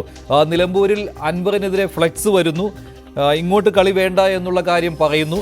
അപ്പോൾ അൻവറിന്റെ അടുത്ത നീക്കം എന്താണ് എന്ന കാര്യത്തിൽ ഇപ്പോഴും ഒരു വ്യക്തതയില്ലല്ലോ. ഞാൻ ചോദിച്ചത് രാഷ്ട്രീയ നീക്കമാണ്. അതിനെക്കുറിച്ചുള്ള ഒരു സൂചനയും ഇപ്പോൾ കിട്ടുന്നില്ലല്ലോ. UDF ഇക്കാര്യത്തിൽ ഒരു നിരീക്ഷണം നടത്തുക ഇപ്പോൾ എന്നുള്ള ഒരു സമീപനത്തിലേക്ക് തന്നെ നിൽക്കുകയുമാണല്ലോ. തീർച്ചയായും മഞ്ജുഷ, അൻവർ നിലവിലും പാർലമെന്ററി സമിതിയിലെയും പാർട്ടിയിലും ഒക്കെ അംഗമാണ്. സ്വാഭാവികമായിട്ടും പാർട്ടി പ്രഖ്യാപിക്കട്ടെ എന്നാണ് അദ്ദേഹത്തിന്റെ നിലപാടുള്ളത്. അങ്ങനെ പാർട്ടി പ്രഖ്യാപിക്കുമ്പോൾ അടുത്ത തലത്തിലേക്ക് നീങ്ങാം എന്ന സമീപനമാണ് അൻവർ സ്വീകരിച്ചിരിക്കുന്നത്. ഇന്ന് അദ്ദേഹം തന്റെ വീട്ടിൽ വെച്ചാണ് മാധ്യമങ്ങളെ കണ്ടത്. മുഖ്യമന്ത്രിയും AK ബാലനും അടക്കമുള്ള മുതിർന്ന നേതാക്കൾ നടത്തിയ വിമർശനങ്ങൾക്കുള്ള മറുപടിയും അദ്ദേഹം വിശദീകരിച്ചു. ഇക്കാര്യത്തിൽ തനിക്ക് പറയാനുള്ളത് പറഞ്ഞു കഴിഞ്ഞിരിക്കുന്നു. ഇതിൽ ഹൈക്കോടതി ഈ വിഷയത്തിൽ ഒരു കേസ് അന്വേഷിക്കേണ്ടതുണ്ട്. അതിൽ ഹൈക്കോടതി തന്റെ പങ്കും അന്വേഷിക്കട്ടെ. ഇത്രയും കാലം സർക്കാരിനും ഒരു ആനുകൂല്യവും പറ്റാതെയാണ് താൻ മുന്നോട്ട് പോയിട്ടുള്ളത്. തന്റെ പാർക്ക് പൂട്ടി 7 വർഷമായി. ആ ഫയൽ മുഖ്യമന്ത്രിയുടെ മേശപ്പുറത്ത് ഇരിക്കുമ്പോഴാണ് താൻ ഈ വിഷയങ്ങളുമായി മുന്നോട്ട് ഇപ്പോഴും ഇറങ്ങിയിരിക്കുന്നത്. തനിക്ക് വേണമെങ്കിൽ മിണ്ടാതിരിക്കാമായിരുന്നു, പക്ഷേ താൻ എന്ത് ചെയ്തില്ല. അൻവറിനെ സംബന്ധിച്ച് മുന്നോട്ട് പോകേണ്ട ഘട്ടത്തിലെ ഏറ്റവും പ്രധാനപ്പെട്ട അടുത്ത പോയിന്റ് ഞായറാഴ്ച നടക്കുന്ന ഒരു പൊതുസമ്മേളനമാണ്. അദ്ദേഹത്തിന് പറയാനുള്ളത് നിലമ്പൂരിലെ വോട്ടർമാരോട് ആ സമ്മേളനത്തിൽ പറയുമെന്നാണ് അദ്ദേഹം വ്യക്തമാക്കിയിരിക്കുന്നത്. സ്വാഭാവികമായിട്ടും തൻ്റെ ഒരു ശക്തി പ്രകടനമാക്കി അൻവർ അത് നടത്താനുള്ളൊരു സാധ്യതയാണ് കാണുന്നത്. എന്താണെങ്കിലും ഭാവി പരിപാടികൾ ആ സമ്മേളനത്തിൽ അദ്ദേഹം വ്യക്തമാക്കുമെന്ന് വേണം കരുതാൻ. നിലവിലെ സാഹചര്യത്തിൽ MLA ആയിട്ട് തുടരുക, പാർട്ടിയും അല്ലെങ്കിൽ ഇപ്പോൾ ലഭിച്ച സ്ഥാനങ്ങളൊക്കെ തന്നെ തുടരുക, ഈ സാഹചര്യങ്ങൾക്കനുസരിച്ച് രാഷ്ട്രീയമായിട്ടുള്ള തീരുമാനങ്ങൾ എടുക്കുക എന്ന നിലപാടിലാണ് അൻവർ ഇപ്പോൾ ഉള്ളത്. അൻവർ എന്നാലും ഒരു പാർട്ടി രൂപീകരിച്ച് പോകാനോ മറ്റ് ഏതെങ്കിലും ഒരു മുന്നണിയിലേക്ക് പോകാനുള്ള സാധ്യത ഇപ്പോൾ വളരെ വിരളമാണ്. അതിനു പകരം അദ്ദേഹം ഒറ്റയ്ക്ക് നിൽക്കുകയോ സമാന ചിന്താഗതിയുള്ളവരെ ഒരുമിച്ച് നിർത്തി അത്തരത്തിലൊരു സംവിധാനം രൂപപ്പെടുത്തുകയോ ഉണ്ടാവുക. എന്താണെങ്കിലും അത് വളരെ വേഗത്തിലുണ്ടാവുന്ന ഒരു സംഭവവികാസമല്ല. രാഷ്ട്രീയമായിട്ടുള്ള സാഹചര്യങ്ങൾക്കനുസരിച്ചായിരിക്കും അതിന്റെ തീരുമാനം ഉണ്ടാവുക. ഇപ്പോൾ തന്നെ UDFന്റെ അൻവറിനോട് ഉള്ള നിലപാടിൽ ഒരുപാട് മാറ്റം വന്നിട്ടുണ്ട്. ആ ഒരു സാഹചര്യത്തിൽ വരും ദിവസങ്ങളിൽ അൻവർ ഉന്നയിച്ച ആരോപണങ്ങൾ UDF തന്നെ സഭയിലേക്ക് അകത്തും പുറത്തും സർക്കാരിനെതിരെ ആയുധമാക്കുമ്പോൾ ഉരുത്തിരിയുന്ന രാഷ്ട്രീയ സാഹചര്യങ്ങൾ വ്യത്യസ്തമായിരിക്കും. നിലവിൽ എന്താണെങ്കിലും അൻവർ പാർട്ടി തീരുമാനിക്കട്ടെ നടപടികൾ, അതിനനുസരിച്ച് മുന്നോട്ട് പോകാം എന്ന നിലപാടിൽ തന്നെയാണ്.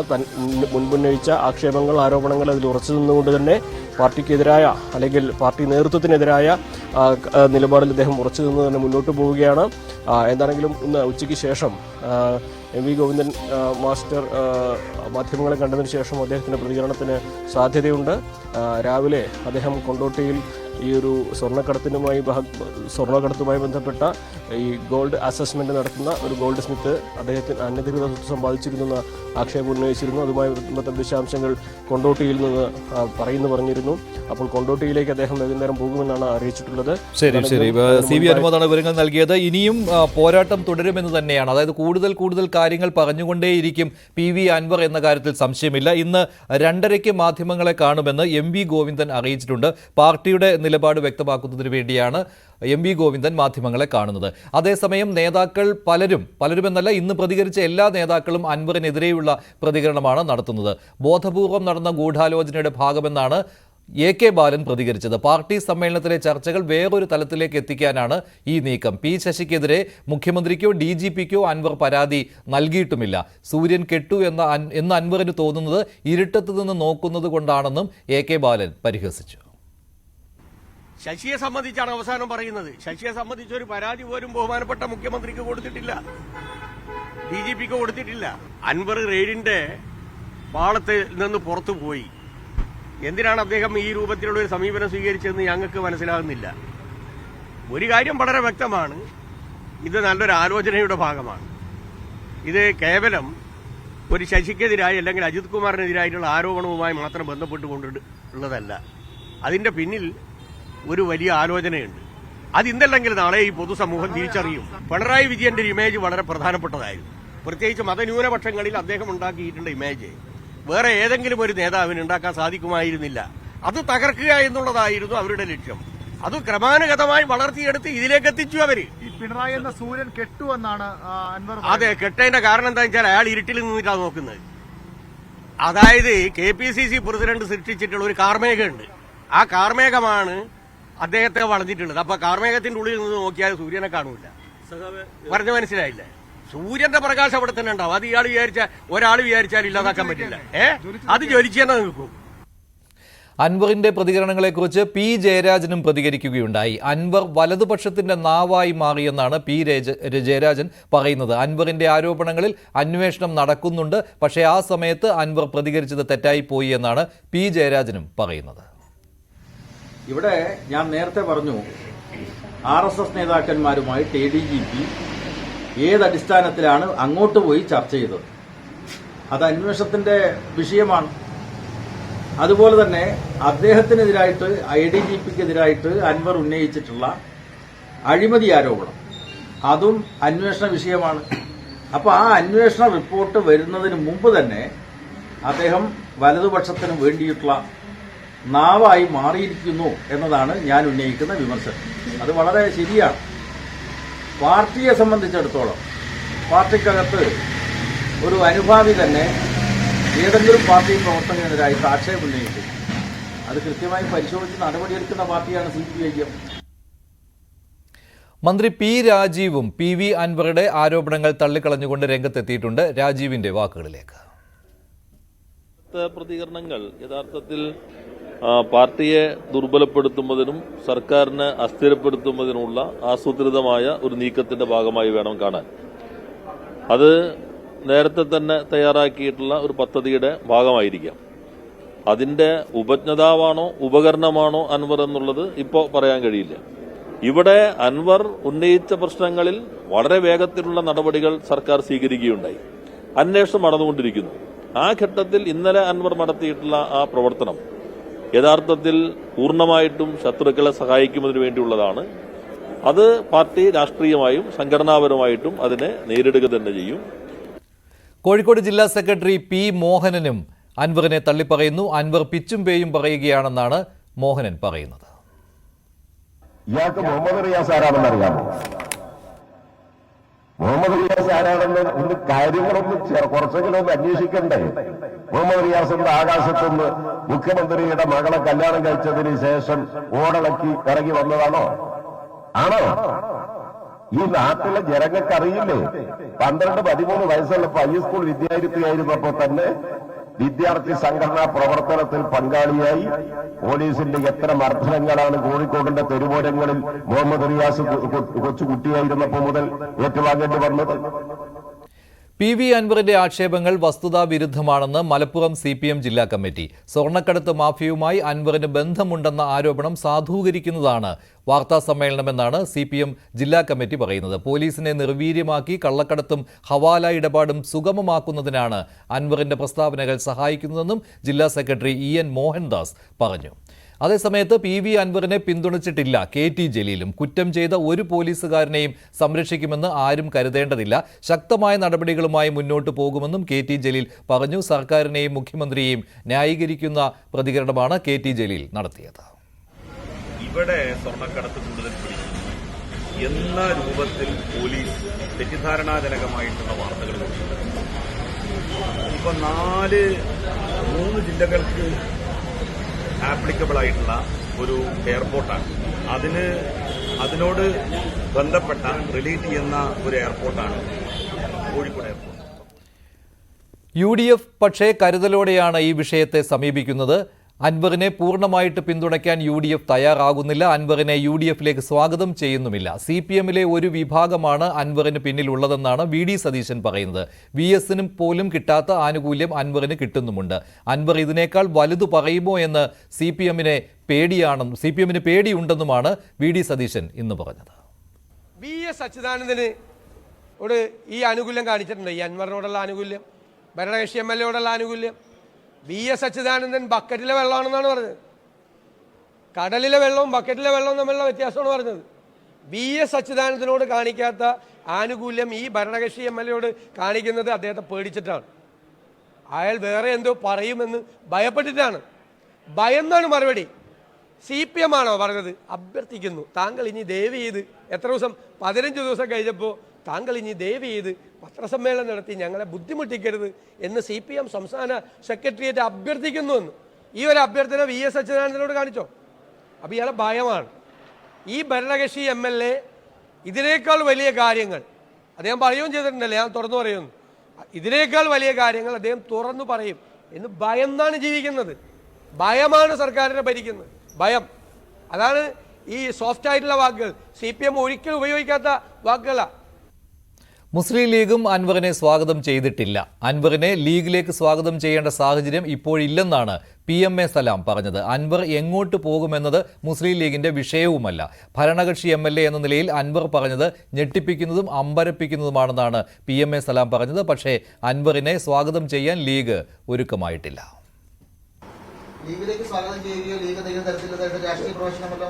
അങ്ങനെ ഒരു ചിന്തയാ മുസ്ലിം ലീഗിനില്ല. ഈ ഘട്ടത്തിലില്ല എന്നാണോ? ഏത് ഘട്ടത്തിലും അങ്ങനെ ചർച്ച മുസ്ലിം ലീഗിനില്ല. അൻവർ ലീഗിലേക്ക് വരാമെന്നും പറഞ്ഞിട്ടില്ല. ലീഗ് അൻവറിനെ സ്വീകരിക്കുമെന്നും പറഞ്ഞിട്ടില്ല. പിന്നെ എന്തിനാ ഈ സാങ്കല്പികമായ ചോദ്യങ്ങൾ? മണ്ഡലം പ്രസിഡന്റ് സ്വാഗതം ചെയ്തിട്ടില്ല. നിങ്ങൾ കാണിച്ചില്ല? നിങ്ങൾ കണ്ടില്ലേ? ഫേസ്ബുക്കിൽ നിങ്ങളല്ലേ പുറത്തിട്ടത്. അതിന് സ്വാഗതം എന്നൊരു വാക്കുണ്ടോ? ഞാൻ പറഞ്ഞോട്ടെ, അത്തരം ഒരു പ്രതികരണം നടത്തിയപ്പോൾ അതിനെ വിലക്കിയതാണ് മുസ്ലിം ലീഗിന്റെ ഉന്നത നേതാക്കൾ എന്ന് അൻവർ പറയുന്നുണ്ട്. അൻവറിന് താല്പര്യം ഉണ്ടെങ്കിൽ നിങ്ങൾ സ്വാഗതം ചെയ്യുമോ? അൻവറിന്റെ താല്പര്യമോ അൻവർ വിലക്കിയതോ അൻവറിന്റെ വാക്ക് വെച്ചിട്ട് മുസ്ലിം ലീഗിനെ എന്തിനാ നടക്കുന്നത്? അൻവർ മുസ്ലിം ലീഗിന്റെ ഭാഗമല്ലല്ലോ. അൻവർ ഭരണകക്ഷിയുടെ ഭാഗമാണ്, CPMന്റെ ഭാഗമാണ്. അതുകൊണ്ട് അൻവർ CPMനെയും ഭരണകക്ഷിയെയും കുറിച്ച് പറയുന്നത് അദ്ദേഹത്തിന് അറിയുന്ന കാര്യമാണ്. മുസ്ലിം ലീഗിനെ കുറിച്ച് അദ്ദേഹത്തിന് അറിഞ്ഞൂടാ. അൻവറിനെ സ്വീകരിക്കുന്ന കാര്യത്തിൽ കോൺഗ്രസിലും UDFിലും ചർച്ച ഉണ്ടാകുമെന്ന് തിരുവഞ്ചൂർ രാധാകൃഷ്ണൻ. ആവശ്യമെങ്കിൽ നിയമസഭയിലും അൻവറിന് സംരക്ഷണം നൽകുമെന്നുമാണ് തിരുവഞ്ചൂർ രാധാകൃഷ്ണൻ പറയുന്നത്. യഥാർത്ഥത്തിൽ അൻവർ ഇഫക്റ്റ് കൊണ്ട് മാർക്സിസ്റ്റ് പാർട്ടി പൊളയുകയാണ്. അതാണിപ്പോൾ നമ്മൾ കണ്ടുകൊണ്ടിരിക്കുന്നത്. ഇടതുപക്ഷ ജനാധിപത്യ മുന്നണിയിൽ നിന്ന് പ്രത്യേകിച്ച് CPM-നകത്ത് നമ്മുടെ പാർലമെന്ററി പാർട്ടിയിലെ പ്രമുഖനായ ഒരു വ്യക്തി ഉന്നയിച്ചിരിക്കുന്ന വളരെ പ്രബലമായ ചോദ്യങ്ങളുണ്ട്. ആ ചോദ്യം കുറെ കാലമായി ജനങ്ങൾ ചോദിച്ചുകൊണ്ടിരിക്കുന്നതാണ്. ഇപ്പോൾ ശ്രീ അൻവർ ചോദ്യം ചോദിക്കുക മാത്രമല്ല, അതിനൊരു പരിഹാരം കൂടി അദ്ദേഹം നിർദ്ദേശിക്കുന്നുണ്ട്. സിറ്റിംഗ് ജഡ്ജിയെ കൊണ്ട് അന്വേഷിപ്പിക്കണം. അപ്പോൾ അദ്ദേഹം പറയുന്നത് കറക്റ്റാണ് എന്നുള്ളതിൻ്റെ ഏറ്റവും വലിയ തെളിവ് സിറ്റിംഗ് ജഡ്ജിയെ കൊണ്ട് അന്വേഷിപ്പിക്കണമെന്നുള്ളതാണ്. കാരണം നിഷ്പക്ഷമായ ഒരു സ്ഥലത്ത് അദ്ദേഹത്തിന് പരാതി പറയാനുള്ളൊരു സാധ്യത കിട്ടണം. അതുകൊണ്ട് തന്നെയാണ് സിറ്റിംഗ് ജഡ്ജിയെ കൊണ്ട് അന്വേഷിപ്പിക്കണം എന്ന് പറഞ്ഞത്. അപ്പോൾ സിറ്റിംഗ് ജഡ്ജിയെ കൊണ്ട് അന്വേഷിപ്പിക്കുന്നതിനെതിരെ ഗവൺമെൻറ് തടസ്സം നിൽക്കുന്നത്, ഗവൺമെൻറ് അതിന് അനുകൂലമായിട്ടല്ല നിൽക്കേണ്ടത്. അൻവർ പറയുന്നത് ശരിയല്ല എന്ന് CPM-ന്റെ ചില പ്രധാനപ്പെട്ട നേതാക്കന്മാർ പറഞ്ഞു. ഒട്ടുമുക്കാൽ ആളുകൾ മിണ്ടാതെ തന്നെ ഇരുന്നു. ബാക്കിയുള്ള ആളുകൾ, ചില ആളുകൾ നിർബന്ധത്തിന് വഴങ്ങിയായിരിക്കും അവർ പറഞ്ഞു. പക്ഷേ ഒരു അന്വേഷണം നടത്തുന്നതിന് ഇവരെന്തിനെ എതിർക്കുന്നത്? സർക്കാരിനെതിരെ പ്രക്ഷോഭം ശക്തമാക്കുവാനുള്ള നീക്കത്തിലാണ് UDF. ഒക്ടോബർ 8-ന് സെക്രട്ടേറിയറ്റിന് മുന്നിലും ജില്ലാ കേന്ദ്രങ്ങളിലും പ്രതിഷേധമുണ്ടാകും. UDF-ന്റെ നേതൃത്വത്തിൽ സായാഹ്ന പ്രതിഷേധ സംഗമങ്ങൾ നടത്തുമെന്ന് MM ഹസൻ പറഞ്ഞു. മറ്റു വാർത്തകൾ ഇടവേളയ്ക്ക് ശേഷം.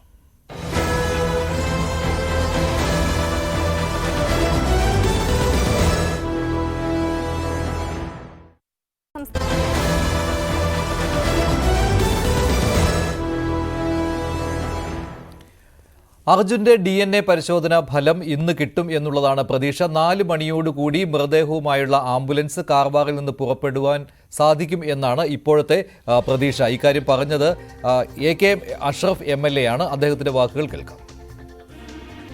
ഈ മെഡിക്കൽ കോളേജിൻ്റെ പോസ്റ്റ്മോർട്ടം ഓൾറെഡി കഴിഞ്ഞതാണ്. പോസ്റ്റ്മോർട്ടം ഒന്നും അങ്ങനെ പ്രത്യേകം ചെയ്യാനൊന്നുമില്ല.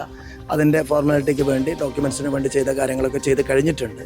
അങ്ങനെ 1:30-ക്ക് നമുക്ക് വന്നെങ്കിൽ അവരൊരു 10 മിനിറ്റ് കൊണ്ട് മെയിൽ കിട്ടിയാൽ ജില്ലാ ഭരണകൂടം ആംബുലൻസ് റെഡിയാണ്. ഉത്തരവാദിത്തപ്പെട്ട CA റാങ്കിലുള്ള ഒരു പോലീസ് ഉദ്യോഗസ്ഥനെ കർണാടക ഗവൺമെൻറ് അർജുൻ്റെ ആംബുലൻസിൻ്റെ കൂടെ വീട് വരെ അതിനെ എസ്കോർട്ട് ചെയ്യാൻ വേണ്ടി നിയമിച്ചിട്ടുണ്ട്. ആ ഉദ്യോഗസ്ഥൻ്റെ നമ്പർ കൂടി നൽകിയിട്ടുണ്ട്.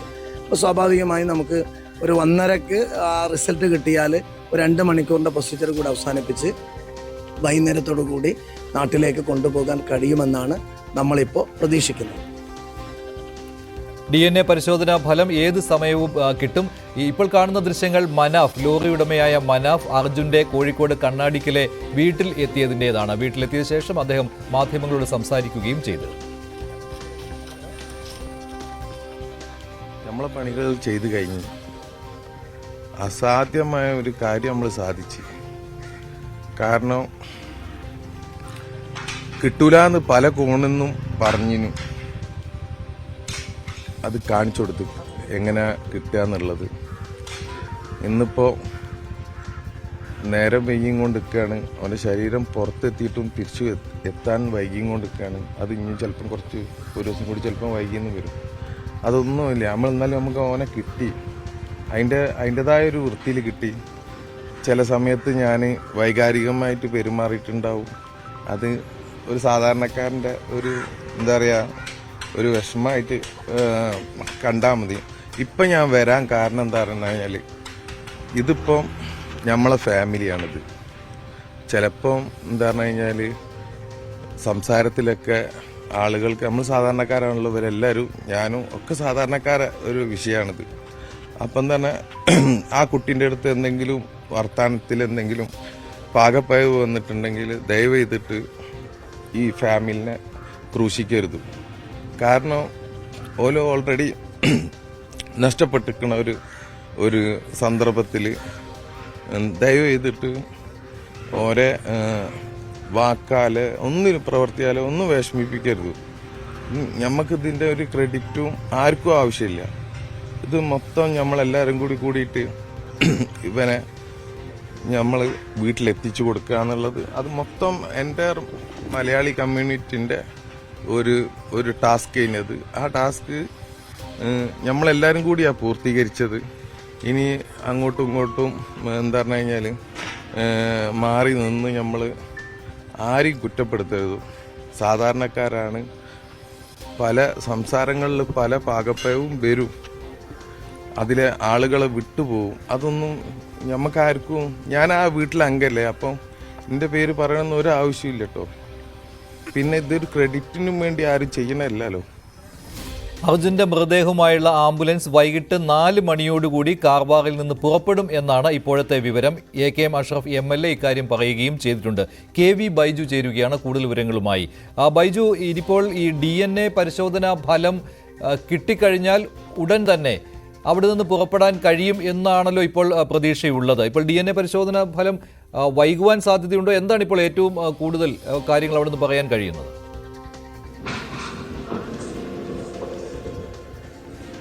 മഞ്ജുഷെ, അനൗദ്യോഗികമായി നമുക്ക് കിട്ടുന്ന വിവരം DNA പരിശോധനാ ഫലം വന്നു. അത് ഏതായാലും അഭിജിത്തിന്റെ DNA പരിശോധനാ ഫലവുമായി യോജിച്ചിട്ടുണ്ടെന്ന് തന്നെയാണ്. 4 മണിയോടുകൂടി ഞാനിപ്പോൾ നിൽക്കുന്നത് ആ മോർച്ചറിയുടെ മുന്നിലാണ്. അവസാന യാത്ര, അർജുന്റെ അവസാന യാത്രയായി അവിടെ ആ മോർച്ചറിക്കകത്താണ് ഇപ്പോൾ അർജുന്റെ മൃതദേഹം ഉള്ളത്. അല്പസമയത്തിനകം തന്നെ അത് പുറത്തേക്ക് കൊണ്ടുവന്ന് ഒരു 4 മണിയോടുകൂടി ആംബുലൻസ്, കർണാടക സർക്കാർ ഏർപ്പെടുത്തിയ പ്രത്യേക ആംബുലൻസിൽ കേരളത്തിലേക്ക് കൊണ്ടുപോകും, കണ്ണാടിക്കലിലേക്ക് കൊണ്ടുപോകുമെന്നാണ് ഇപ്പോൾ ഏറ്റവും ഒടുവിലായി നമുക്ക് ലഭിക്കുന്ന വിവരം. അത്തരത്തിലാണ് ഇപ്പോൾ കുടുംബത്തിനും വിവരം നൽകിയിരിക്കുന്നത്.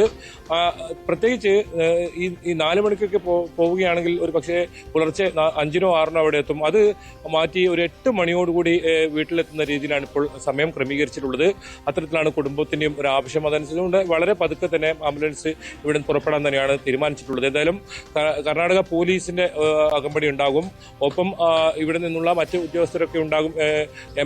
കാർവാർ MLA ഉണ്ടാകും എന്ന് അറിയിച്ചിട്ടുണ്ട്. അത്തരത്തിൽ ഒരു വൈകാരികമായ ഒരു യാത്രയപ്പ് അദ്ദേഹത്തിന്, അർജുന് നൽകും. ഇതിൽ ഈ യാത്രക്കിടെ ഈ ശിരൂർ ഗംഗാവലി പുഴയിൽ ഒരു അല്പസമയം ഈ ആംബുലൻസ് നിർത്തിയിടും. കാരണം അർജുന്റെ വസ്ത്രങ്ങളും അല്പം സാധനങ്ങളൊക്കെ ആ ഗംഗാവലി പുഴയുടെ ആ ലോറിക്കരികിലുണ്ട്. അത് ആംബുലൻസിലേക്ക് കയറ്റേണ്ടതുണ്ട്. അവസാനമായി അർജുൻ കഴിഞ്ഞ ആ സ്ഥലത്ത് ഒരിക്കൽ കൂടി ആംബുലൻസ് എത്തും. വൈകാരികമായ ഒരു മുഹൂർത്തം തന്നെയാണത്.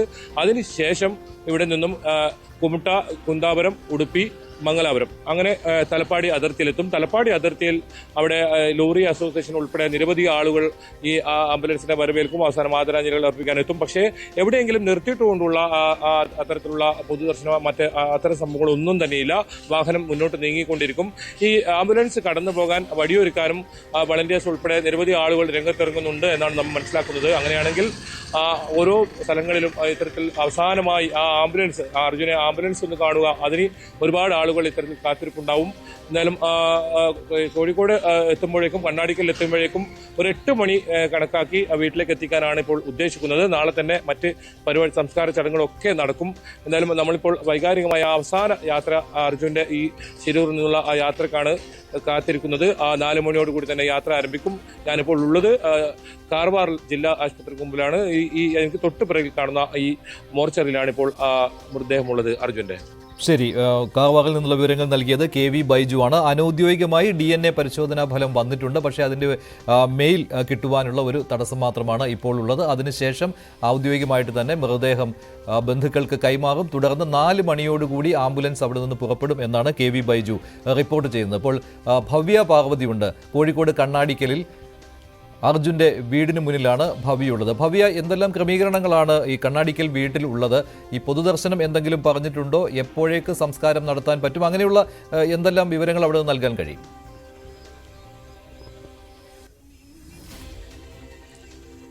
മഞ്ജുഷ, കഴിഞ്ഞ 72 ദിവസമായി അർജുൻ വരും വരാതിരിക്കില്ല എന്നുള്ളൊരു കാത്തിരിപ്പായിരുന്നു ഈ നാടിന് മുഴുവൻ. ഈ കണ്ണാടിക്കൽ, ഞാനിപ്പോൾ ഉള്ളത് അർജുൻ്റെ വീടിന് സമീപമുള്ള കണ്ണാടിക്കൽ എന്ന ഗ്രാമത്തിലാണ്. ഈ ഗ്രാമത്തിന് മുഴുവൻ ആ ഒരു കാത്തിരിപ്പുണ്ടായിരുന്നു. പക്ഷേ കഴിഞ്ഞ ദിവസത്തോടു കൂടി അവസാനിച്ചത് പൂർണ്ണമായും ആ കാത്തിരിപ്പാണ്. ആ കാത്തിരിപ്പിനാണ് അവരുടെ വിരാമമായത്. പക്ഷേ ആ കുടുംബത്തെ സംബന്ധിച്ച് അന്ത്യകർമ്മങ്ങൾ നടത്താനെങ്കിലും അർജുൻ്റെ മൃതദേഹം ലഭിച്ചു എന്നുള്ള ഒരാശ്വാസം മാത്രമേ അർജുൻ്റെ ബന്ധുക്കൾക്കുള്ളൂ. ഇന്നലെ നമ്മൾ കണ്ടതാണ് നെഞ്ചുപൊട്ടി കരയുന്ന അർജുൻ്റെ അമ്മയെയും കുടുംബാംഗങ്ങളെയും നമ്മൾ കണ്ടു. പക്ഷേ ഇന്ന് ഏറ്റവും പുതിയതായി നമുക്കറിയാൻ സാധിച്ച വിവരങ്ങൾ എന്ന് പറയുന്നത് നാളെ രാവിലെ 8 മണിയോടുകൂടി മൃതദേഹം വീട്ടിലെത്തും. കണ്ണാടിക്കലുള്ള അർജുൻ്റെ വീട്ടിലെത്തുമെന്നാണ് അറിയാൻ സാധിച്ചത്. ഏറ്റവും പ്രധാനമായി കണ്ണാടിക്കലുള്ള കൂളാടിക്കുന്ന് ജംഗ്ഷനിൽ ആദ്യം മൃതദേഹം എത്തുന്നത് പൗരാവലി ഏറ്റുവാങ്ങും. അതുമായി ബന്ധപ്പെട്ട് അതിനുശേഷം ഇവിടുന്ന് വൻ ജനാവലി ഉണ്ടാകും. ജനാവലി അർജുന്റെ വീട്ടിലേക്ക് മൃതദേഹവുമായി എത്തും. അവിടുന്ന് ഒരു 2 മണിക്കൂറെങ്കിലും 2 മണിക്കൂർ കൃത്യമായി ഭൗതിക ശരീരം പൊതുദർശനത്തിന് വെക്കും. അതിനുശേഷമായിരിക്കും സംസ്കാരം എന്നാണ് അറിയാൻ സാധിച്ചത്.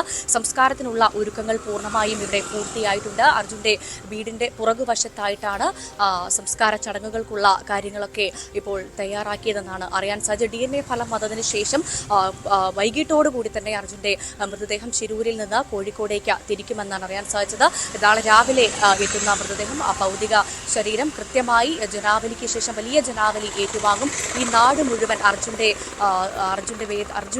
കുടുംബത്തിന്റെ വേദനയിൽ പങ്കുചേരുകയാണ്. ഈ നാടിന് മൊത്തം ആ ഒരു മൂകാവസ്ഥയുണ്ട്. നമുക്ക് ഇവിടെ രാവിലെ വന്നപ്പോൾ മുതൽ കാണാൻ സാധിച്ചത് നിരവധി ആളുകളാണ് ഇവിടേക്ക് എത്തുന്നത്. അർജുന്റെ കുടുംബത്തെ ആശ്വസിപ്പിക്കാൻ, അമ്മയെ കാണാൻ, അർജുന്റെ ഭാര്യയെ കാണാൻ നിരവധി ആളുകൾ ഇവിടേക്ക് എത്തുന്നു. ഇവിടുത്തെ നാട്ടുകാർ മുഴുവൻ ആ വീട്ടിലുണ്ട് എന്ന് തന്നെയാണ് ഏറ്റവും പ്രധാനമായി പറയേണ്ടത്. കാരണം അത്രമാത്രം ഈ നാടിന് പ്രിയപ്പെട്ടവനായിരുന്നു അർജുൻ. നാട്ടിലെല്ലാ പൊതുപ്രവർത്തനങ്ങളിലും സജീവമായിരുന്ന ആളായിരുന്നു അർജുൻ. ആ ഓരോ വീട്ടിലും ഓരോ അച്ഛനും അമ്മയും തൻ്റെ വീട്ടിലെ ഒരാൾ മരണപ്പെട്ട വേദനയിൽ തന്നെയാണ്. അത്രമാത്രം മൂകമാണ് ഈ നാട് എന്ന് പറയാം. അങ്ങനെ അർജുനായുള്ളൊരു കാത്തിരിപ്പാണ്. അർജുൻ ഉടൻ എത്തും, ഞങ്ങളുടെ പ്രിയപ്പെട്ടവനെ അവസാനമായ ഒരു നോക്ക് കാണാനാകുമെന്നുള്ള അന്ത്യകർമ്മങ്ങൾ നടത്താനെങ്കിലും അർജുന്റെ ശരീരഭാഗങ്ങളെങ്കിലും കിട്ടിയല്ലോ എന്നുള്ള ആശ്വാസം മാത്രമേ ഈ ഭവ്യാണ് വിവരങ്ങൾ നൽകിയത്. കോഴിക്കോട് കണ്ണാടിക്കൽ എന്ന സ്ഥലത്താണ്. അവിടെയാണ് അർജുന്റെ വീടുള്ളത്. നാളെ എന്തായാലും വലിയ ഒരു ജനാവലി അവിടെ വരും എന്ന കാര്യത്തിൽ സംശയമില്ല. ഒളിവിൽ കഴിയുന്ന സിദ്ദിഖിനെ പിടികൂടാതെ കൊച്ചിയിൽ നിന്ന് അന്വേഷണ സംഘം മടങ്ങി. തിരുവനന്തപുരത്ത് നിന്നെത്തിയ പ്രത്യേക അന്വേഷണ സംഘത്തെ അന്വേഷണ മേധാവി തിരികെ വിളിക്കുകയായിരുന്നു. സുപ്രീം കോടതിയിൽ സിദ്ദിഖ് മുൻകൂർ ജാമ്യാപേക്ഷ നൽകിയിരിക്കുകയാണ്. സുപ്രീം കോടതി വിധി വന്ന ശേഷം അടുത്ത നടപടിയിലേക്ക് നീങ്ങാനാണ് അന്വേഷണ സംഘത്തിന്റെ തീരുമാനം. സംസ്ഥാനത്ത് ഒരാൾക്ക് കൂടി എംപോക്സ് സ്ഥിരീകരിച്ചു. എറണാകുളം സ്വദേശിയായ യുവാവിനാണ് രോഗം സ്ഥിരീകരിച്ചത്. വിദേശത്ത് നിന്ന് വന്ന യുവാവ് എറണാകുളത്തെ സ്വകാര്യ ആശുപത്രിയിൽ ഇപ്പോൾ ചികിത്സയിലാണെന്ന് ആരോഗ്യമന്ത്രി വീണ ജോർജ് പറഞ്ഞു. കൊച്ചിയിലാണ് യുവാവ് ചികിത്സയിലുള്ളത്. 28-29 വയസ്സുള്ള ഒരാളാണ്. വിദേശ രാജ്യത്ത് നിന്ന് രോഗലക്ഷണങ്ങളുമായിട്ട് എത്തിയ വ്യക്തിയാണ്. പക്ഷെ സ്റ്റേബിളാണ്. കൊച്ചിയിൽ സ്വകാര്യ ആശുപത്രിയിലാണ് ചികിത്സയിലുള്ളത്. എംപോക്സ് സ്ഥിരീകരിച്ചിട്ടുണ്ട്. ബാക്കി മറ്റ് ജിനോമിക് സീക്വൻസിംഗ് ഒക്കെ അതിന്റെ ഒരു നടപടിക്രമങ്ങളുടെ ഭാഗമായിട്ട് നടക്കും. ലെബനനിൽ ഹിസ്ബുള്ളയ്ക്കെതിരെ ഇസ്രായേലിന്റെ ആക്രമണം തുടരുകയാണ്. വെടിനിർത്തൽ വേണമെന്ന ലോകരാജ്യങ്ങളുടെ ആവശ്യം വകവെച്ചിട്ടില്ല ഇസ്രായേൽ. സമാധാന ചർച്ചകൾക്കൊപ്പം ഹിസ്ബുള്ളയ്ക്കെതിരായ ആക്രമണവും തുടരുമെന്നാണ് ബെഞ്ചമിൻ നെതന്യാഹുവിന്റെ പ്രഖ്യാപനം. ലെബനനിൽ ഹിസ്ബുള്ള കേന്ദ്രങ്ങൾക്ക് നേരെ ഇസ്രായേൽ ശക്തമായ വ്യോമാക്രമണം തുടരുകയാണ്. മരണം 700 പിന്നിട്ടിട്ടുണ്ട്. ഇന്നലെ മാത്രം 92 പേർ കൊല്ലപ്പെട്ടെന്നാണ് റിപ്പോർട്ടുകൾ സൂചിപ്പിക്കുന്നത്. 4 കുട്ടികൾ ഉൾപ്പെടെ ഒരു കുടുംബത്തിലെ 9 പേർ ഇന്നലെ രാത്രി വ്യോമാക്രമണത്തിൽ കൊല്ലപ്പെട്ടു. ഇസ്രായേലിലെ ഹൈഫയിൽ ഹിസ്ബുള്ളയും പ്രത്യാക്രമണം നടത്തുന്നുണ്ടായിരുന്നു. കാൺപൂർ ക്രിക്കറ്റ് ടെസ്റ്റിൽ ബംഗ്ലാദേശിന്റെ തുടക്കം പാളി. 3 വിക്കറ്റ് നഷ്ടത്തിൽ 90 റൺസ് എന്ന നിലയിലാണ് ബംഗ്ലാദേശ്. രണ്ടാം ടെസ്റ്റ് മത്സരം കളിക്കുന്ന ആകാശ് ദീപാണ് ഓപ്പണർമാരെ വീഴ്ത്തിയത്. ഷത്മാൻ ഇസ്ലാം 24 റൺസ് എടുത്തും 24 പന്ത് നേരിട്ട സക്കീർ ഹുസൈൻ റണ്ണെടുക്കാതെയും മടങ്ങി. ക്യാപ്റ്റൻ നജ്മുൽ ഹുസൈൻ അശ്വിൻ വിക്കറ്റിന് മുന്നിൽ കുടുക്കി. ടോസ് നേടിയ ഇന്ത്യ ബംഗ്ലാദേശിനെ ബാറ്റിംഗിന് അയക്കുകയായി.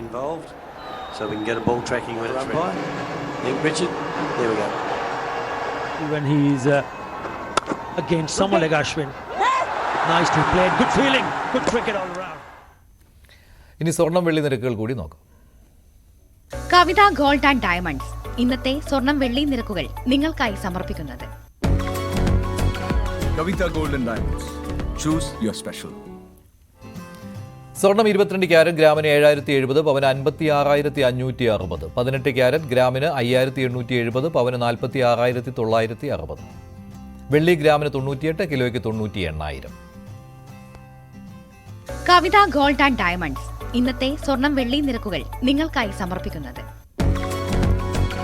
കവിത gold and diamonds. Choose your special. ഇടവേളയ്ക്ക് ശേഷം സ്പോട്ട് ലൈവ് മനു ഭരത് ചേരും.